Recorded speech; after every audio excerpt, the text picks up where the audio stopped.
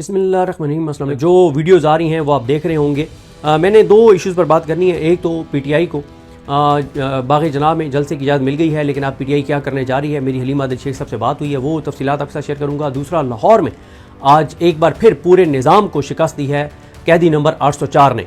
ये मामला क्या है इस पर बात करेंगे, लेकिन वीडियो के आगाज़ में मैं उन अपने डिजिटल मीडिया के दोस्तों को अप्रिशिएट भी करना चाहता हूँ जिनके तवज्जुद से 90% इस वक्त जो आपको डिजिटल मीडिया के ऊपर मनाजिर नज़र आ रहे हैं, वो 90% इन नौजवानों की वीडियोस से ही वो क्लिप्स जो हैं वो लिए गए हैं। ये वो नौजवान हैं जो अडयाला के बाहर भी कवरेज करते हैं। ये वो नौजवान हैं जो जहाँ भी एक्टिविटी होती है ग्राउंड पे जाते हैं, जान हथेली पे रख के जाते हैं। दिन हो, रात हो, सर्दी हो, आंधी हो, बारिश हो, ये डिजिटल मीडिया के वो नाम हैं जो इस वक्त भी कराची में सोहेल आफरीदी साहब के साथ मौजूद हैं। ये इस्लामाबाद और लाहौर से गए हुए हैं। जो हमारे दोस्त लाहौर गए हुए हैं उनका मैं अगली वीडियो में जिक्र करूंगा। वो रज़ी ताहिर साहब के साथ जो हमारे दोस्त गए हुए हैं उनके भी मैं मुकम्मल नाम लेकर आपके साथ शेयर करूंगा।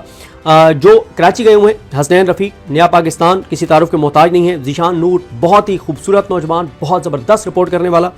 फैसल तारड़, अताउर रहमान कोहिस्तानी, इब्रार वली, शहजाद नवाज, मुख्तार हसन, आमिर नवाज, अदनान याकूब, सकलैन और जहांगीर खान, जेके पॉइंट, आगा शेख सरवर, शाकिर आवान साहब, उस्मान चौधरी साहब। ये अगर शायद एक दो नाम मिस भी हो गए हों, लेकिन ये वो नौजवान हैं डिजिटल मीडिया के जो कराची पहुंचे हैं। और इनमें से 6-7 नौजवान तो हैं जो एक मुश्किल सफ़र तय करके गए हैं वहाँ पे। तो ये वो नौजवान हैं डिजिटल मीडिया के जिनकी फुटेजेस मैं भी इस्तेमाल कर रहा हूँ। हमारे और जो लोग यूट्यूब पे जो वहाँ पे कराची में मौजूद नहीं हैं और जो अपने घरों से बैठ के कर रहे हैं या कहीं से भी कर रहे हैं, तो वो सब इनकी फुटेजेस और इनकी ही इंफॉर्मेशन को यूटिलाइज़ कर रहे हैं। लिहाजा ये वो हीरोज़ हैं, ये वो लोग हैं जिनको जितना अप्रिशिएट किया जाए कम है। और इन लोगों को एहतराम देना चाहिए जो आज के इस जबर के दौर में तमाम तरफस्तायत के बावजूद, खौफ के बावजूद ग्राउंड पर जाते हैं, 18-18 घंटे कवरेज करते हैं। ये वो हीरोज़ हैं, इनके नाम याद रखें और इनसे मुलाकात की ख्वाहिश भी रखा करें और इनको अप्रिशिएट भी किया करें। जितना अप्रिशिएट कर सकें इन लोगों को अप्रिशिएट जो है वो किया जाना चाहिए। अब आते हैं कराची जलसे के हवाले से एनओसी जो है वो जारी कर दिया गया है। और जो एनओसी जारी किया गया है उसमें कुछ शराइत हैं लंबी चौड़ी और वो सारी चीज़ें हैं। लेकिन मेरी अभी हलीमा आदिल शेख साहब से बात हुई है तो मामला ये हुआ कि पहले पीपल्स पार्टी ने कल नासिर हुसैन शाह साहब ने शहजाद इकबाल साहब के प्रोग्राम में बैठकर कह दिया था कि हम जलसे की इजाज़त दे रहे हैं। सीएम मुराद अली शाह साहब ने भी कह दिया है, लेकिन उसके बाद एनओसी जारी नहीं किया जा रहा था।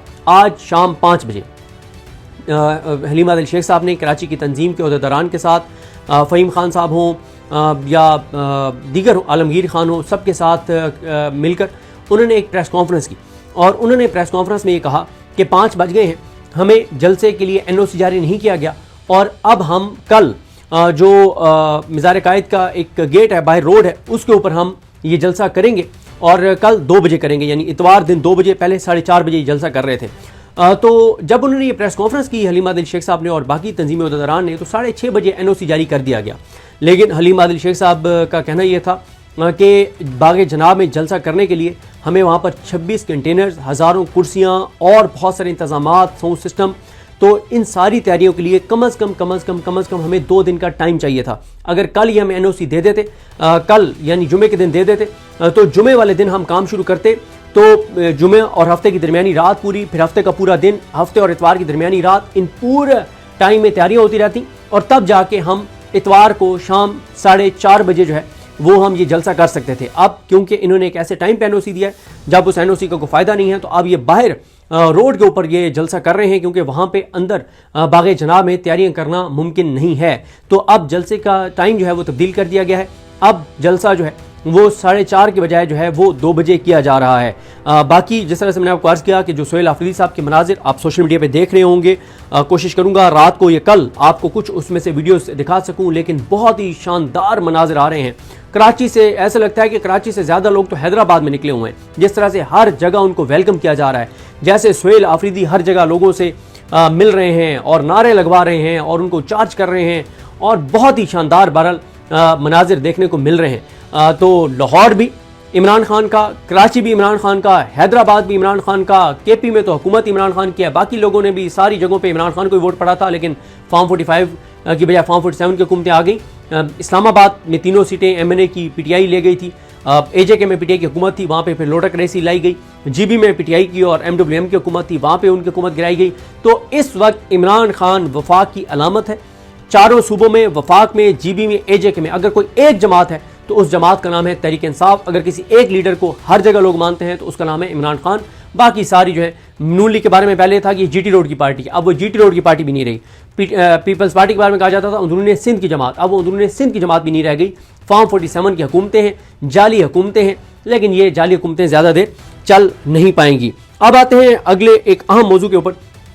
لاہور بار کا الیکشن جو ہے, لاہور بار کا الیکشن تحریک انصاف کے حمایت یافتہ امیدوار جیت گئے ہیں. کون کون جیتا ہے ان کے نام میں آپ کے ساتھ پہلے شیئر کر دیتا ہوں, پھر ذرا اس کے اثرات پہ میں بات کروں گا.